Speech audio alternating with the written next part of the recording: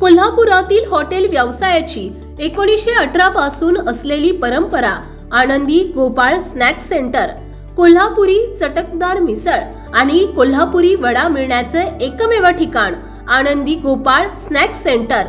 तिखट आहे पण झटका नाही, चटकदार आहे पण जळजळणारी नाही, मधुर आहे पण गोड नाही, खाल्ल्याशिवाय चव कळणार नाही। एक वेळ आपण चव घेऊन पहा।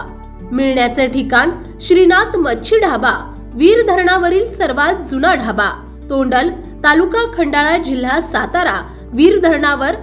मोबाईल नंबर 9968855771 आणि 9767164161।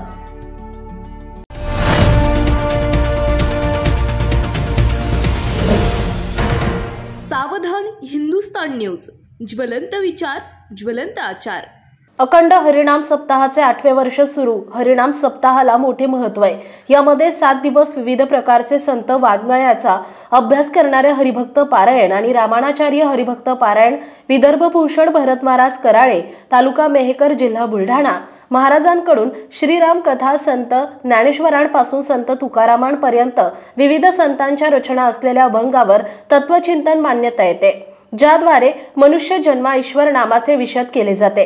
राम जन्म अर्थात रामनवमी, हनुमान जन्मोत्सव, कृष्ण जन्म अर्थात कृष्ण अष्टमी आणि गोपाळकाला विविध ज्ञान त्यांच्या मार्गदर्शन दिले जाते। महाराष्ट्रातील बहुतांश गावामध्ये अखंड हरिनाम सप्ताह दरवर्षी पार पडतात। यावेळी गावातील सर्वच ग्रामस्थ विविध संस्था सप्ताहाचं नियोजन उबगी उगी येथील हरिभक्त पारायण, गजानन आवरी तसेच गावातील नागरिक यांच्या संयोजनाने होत असते। आजूबाजूच्या गावातील लोकांना देखील यावेळी सप्ताहाचं आमंत्रण दिलं जातं।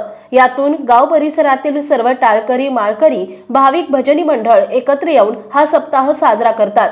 जसा जसा काळ बदलत गेला तसतसं सप्ताहाचे स्वरूप देखील बदलत गेले। आता याला मोठ्या प्रमाणावर आधुनिक टच मिळालाय। महाराष्ट्र ही संतांची भूमी आहे। या भूमीला खऱ्या अर्थानं संत परंपरेचं अनुष्ठान लाभलंय। संत परंपरेमुळे महाराष्ट्राला मोठा वारसा लाभलाय। याच माध्यमातून हा वारकरी संप्रदाय खऱ्या अर्थानं संपूर्ण जगभरात पोहोचायला मदत झाली आहे। संत ज्ञानेश्वर, संत एकनाथ, संत गोरा कुंभार, संत निवृत्तीनाथ, संत मुक्ताबाई, संत सावतामाळी, संत सोपानदेव अशा विविध संतांनी आपल्या अभंगातून, निरूपणातून समाजाला एक सकारात्मक दिशा देण्याचं काम केलं।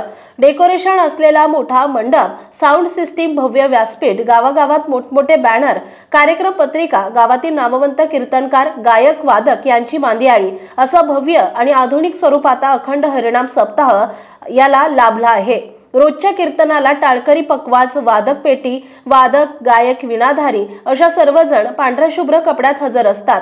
डोक्यावर टोपी, खांद्यावर उपरणं, गळ्यात टाळ, कपाळावर बुक्का असं एकंदरीत पेहराव असतो।